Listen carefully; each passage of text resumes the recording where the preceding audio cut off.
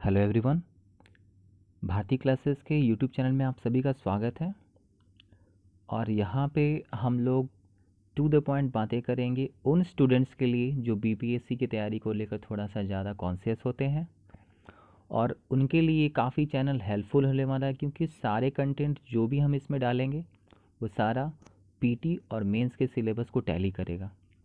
या यूँ कहिए कि वो स्टूडेंट्स जो बीपीएससी मेंस को लेकर ज़्यादा परेशान है, या उनको ऐसा लगता है कुछ ऐसा परफेक्ट कंटेंट हम लोगों को मिले जो कि टू द पॉइंट हो और सारी चीज़ें with in a limited period of time complete हो जाए, तो इसी को लेकर हम बहुत ज़्यादा नहीं आपका समय बर्बाद करेंगे।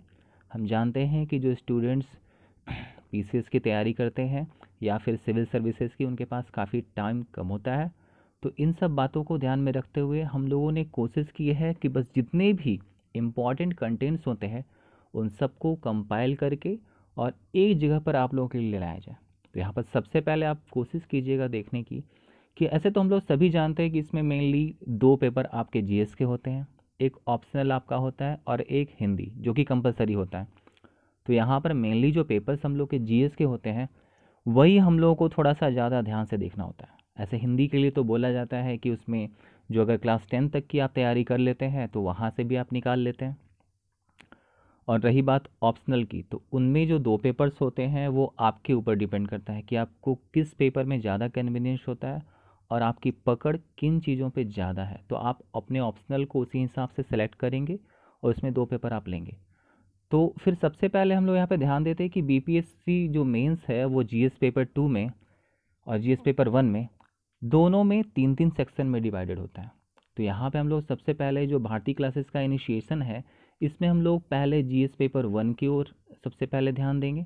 इसमें एक एक पेपर को सेक्शन वाइज हम लोग देखेंगे। जैसे जीएस पेपर 1 और जीएस पेपर 2 है, उसमें दोनों में तीन तीन सेक्शन होते हैं, हम सभी को पता है।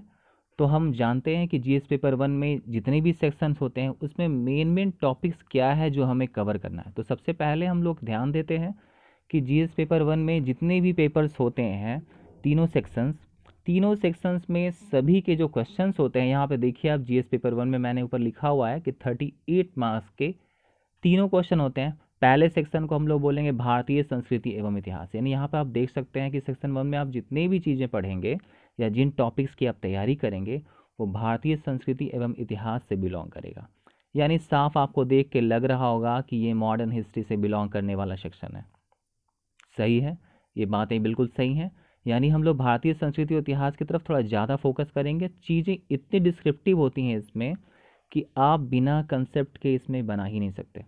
तो चलिए हम लोग पहले ये जान लेते हैं कि आखिर इसमें कितने क्वेश्चंस जो है वो बीपीएससी प्रोवाइड करती है। मान के चलिए कि पहले क्वेश्चन का मार्किंग पैटर्न बहुत पहले, मतलब 4-5 अगर सेशन पहले देखिए थोड़ा सा डिफरेंट था, लेकिन इधर अगर 4-5 साल का लगातार देखिएगा तो ये पैटर्न एकदम परफेक्ट रह रहा है और सारा का सारा जो पैटर्न है वो पूरा का पूरा एकदम रिपीट हो रहा है। लेकिन ये क्वेश्चन रिपीट नहीं होते हैं, ये मत समझ लीजिए कि क्वेश्चन रिपीट होते हैं। पैटर्न कहने का मतलब कि इसकी मार्किंग स्कीम जो है वो, जैसे यहाँ पे आपसे 6 क्वेश्चन पूछा जाएगा और इसमें से 3 क्वेश्चन का आंसर आपको करना होगा। अब बात आती है कि सेक्शन 1 में हम लोग पढ़ें क्या।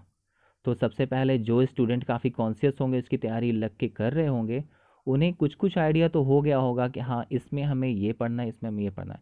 उसी को थोड़ा सा हम लोग और क्रिस्टल क्लियर करने की कोशिश कर रहे हैं।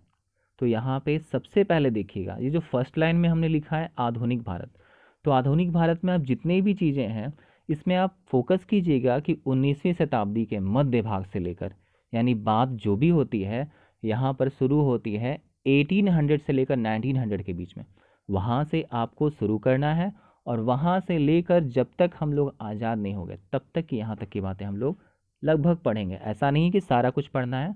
अब वहाँ तक आप, ये मैंने सिर्फ ऊपर में ये लाइन लिखा है ताकि ये ओवरव्यू है, और ओवरव्यू में आपको ये देख लेना है कि ये चीज़ें हम लोग के माइंड में होनी चाहिए कि हमें इन सब सेक्शन को क्लियर करना है।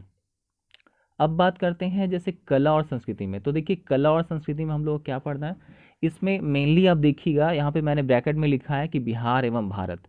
तो बिहार एवं भारत में अगर आप लेके चलिएगा, चूंकि ये हम लोग का स्टेट है पीसीएस, तो वहाँ पर आप ज़्यादा फोकस करेंगे बिहार के चीज़ों पर। जैसे यहाँ पे कुछ हम लोगों का, जैसे कला संस्कृति, यहाँ पे हम लोग का हेडिंग दिया है मैंने, तो वहाँ पर पटना कलम चित्रकारी, इससे अक्सर एक दो एग्जाम में आप प्रीवियस ईयर के पेपर को देखिएगा, उसमें क्वेश्चंस अक्सर पूछा गया है। एक दो बार ये रिपीट भी हुआ है, लेकिन हाँ उसके एस्पेक्ट्स अलग होते हैं। किसी क्वेश्चन में कुछ, किसी क्वेश्चन में कुछ पूछा जाता है। ये मैं इस वीडियो के एंड में आपको बताऊंगा कि उसको कैसे कैच करना है, ठीक है। हो सकता है कि ये वीडियो आपके लिए काफ़ी हेल्पफुल हो, या हो सकता है कि इस वीडियो से आप कुछ ना सीखें, क्योंकि और भी बहुत से चैनल हैं जो ये सब चीज़ें प्रोवाइड करती हैं। लेकिन मैंने कोशिश किया है कि मैं इस बार स्टूडेंट्स के मन में जो सवाल होते हैं उसका पूरा आंसर दे सकूं, और जो आपको कन्फ्यूज़न है। और सबसे पहले आपको ये ध्यान देना है कि इस चैनल को मैं तभी कंटिन्यू करूँगा जब आप इतने लोग जो भी बीपीएससी की प्रिपरेशन कर रहे हैं, उन्हें अगर ऐसा लगता है कि इन सब चीज़ों की एक कंप्लीट कंटेंट और सारा का सारा जो भी है, मतलब एक कंप्लीट मटेरियल मैं इस चैनल पे पॉइंट वाइज आपके साथ शेयर करूँगा। तो जैसा कि आप सबको पता है कि पॉइंट वाइज शेयर करने का मतलब, जैसे यहाँ पे कला संस्कृति में मैंने लिखा है बिहार एवं भारत, तो पटना कलम चित्रकारी मैंने एक पॉइंट यहाँ पर से पार्टिकुलर सेलेक्ट किया। तो पटना कलम चित्रकारी के जितने भी एस्पेक्ट्स हैं वो सारा कंटेंट मैं पहले तो नॉलेज के व्यू से आपको बताऊंगा, उसके बाद पहले मैं बता दूंगा कि हाँ इसकी विशेषता क्या है, इसमें चीज़ें कहाँ से कहाँ बिलोंग करती हैं, इनमें कौन कौन से पर्सन इंपॉर्टेंट रहे हैं, और इसकी खास बातें क्या रही हैं, भारतीय चित्रकारी के इतिहास में इसका क्या योगदान है। इस तरह से चीज़ों को मैं डील भी कर दूंगा, ताकि हो सकता है तो आप इसको आप एज ए पीडीएफ भी सेव कर सकते हैं, कॉपी भी कर सकते हैं, और एक नोट्स भी आप अपना प्रिपेयर कर सकते हैं, क्योंकि इसको मैंने बहुत से सोर्सेज से कलेक्ट किया है। और दूसरा आप देख सकते हैं मधुबनी चित्रकारी। तो मधुबनी पेंटिंग के बारे में आप सब जानते हैं कि बिहार की काफ़ी फेमस है, और अभी हाल ही में हम लोगों को एक पद्मश्री भी मिला है मधुबनी मधुबनी चित्रकारी के लिए।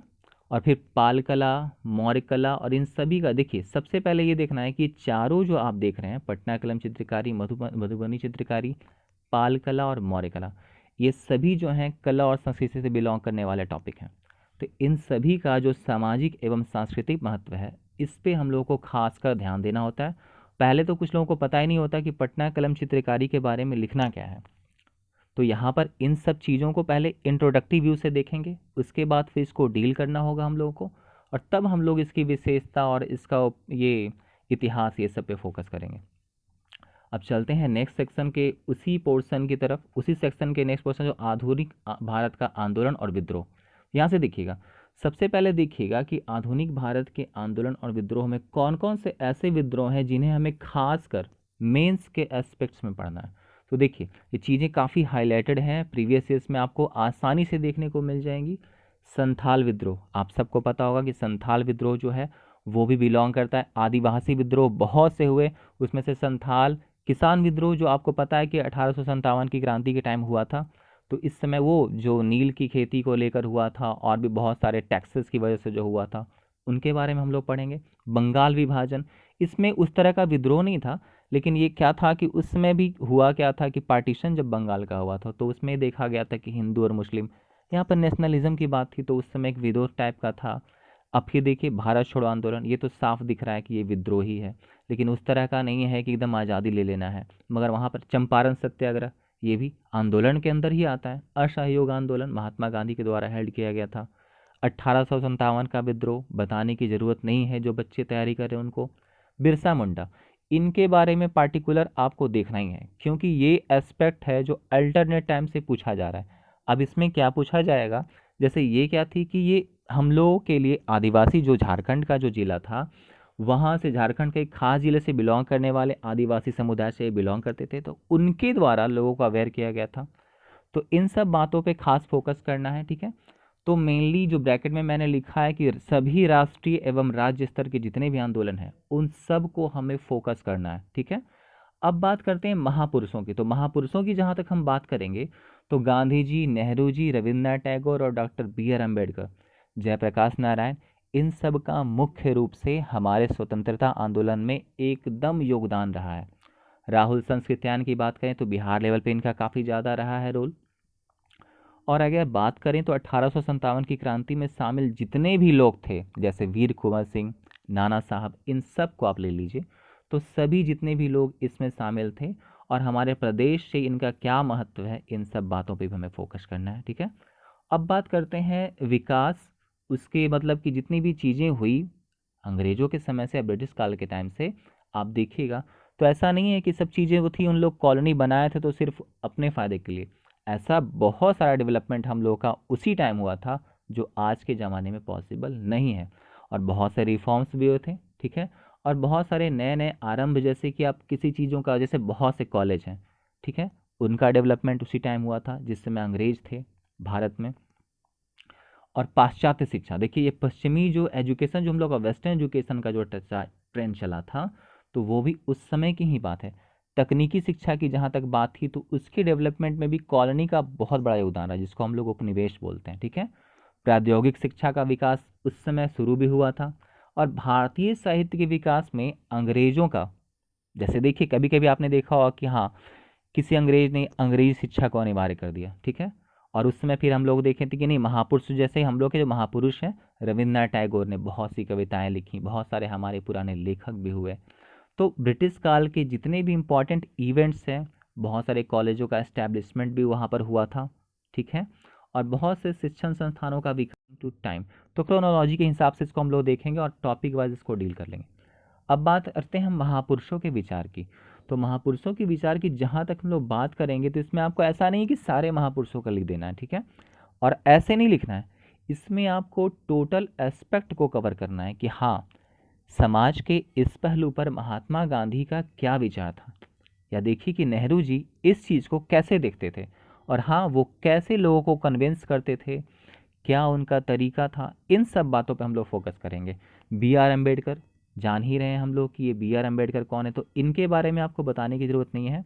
तो इन सब के सामाजिक आधार पर जो भी इनके विचार थे और इनके विचारों की तुलना, इन सब पे फोकस करना है, क्योंकि इससे कभी कभी पूछ दिया जाता है कि हाँ बताइए कि महात्मा गांधी और नेहरू के इस पार्टिकुलर टॉपिक पर क्या विचार थे, ठीक है। जैसे अगर आप देखिएगा, तो जैसे बात एक बार हुई थी पूना पैक्ट की, बात आप लोग पढ़े होंगे। तो पूना पैक्ट में देखिए कि बी आर अम्बेडकर का थाउट कुछ और था, जबकि महात्मा गांधी का कुछ और था, ठीक है। तो यहाँ पर इसी का रिजल्ट था हम लोग का पूना पैक्ट, ठीक है, जो दलितों को लेकर था। तो वहाँ पर इन सब बातों को देखना है। तो इसलिए मैंने एक दो आपको समझौता भी यहाँ पर लिख दिया है, पूना समझौता, ताशकंद हो गया, गांधी इरविन हो गया, तो ये सब भी पूछ सकता है, ठीक है। अगर हिस्ट्री के एस्पेक्ट में पूछेगा तो मॉडर्न हिस्ट्री में ये चीज़ें काफ़ी इंपॉर्टेंट है, तो यहाँ पे देखना है। तो इस तरह से सेक्शन 1 जो है हम लोग के जीएस पेपर 1 का कंप्लीट होता है। अगर मान लेते हैं कि जितनी चीज़ें मैंने अभी आपको बताई हैं, अगर रफली हम लोग इतने की भी तैयारी कर लेते हैं, तो ध्यान से देखिएगा कि सारी चीज़ें जो है लगभग लगभग टच हो गई हैं। तो वहाँ से आपको एक ओवरव्यू मिल जाएगा कि हाँ, मैं इसने पर्टिकुलर टॉपिक की तैयारी करके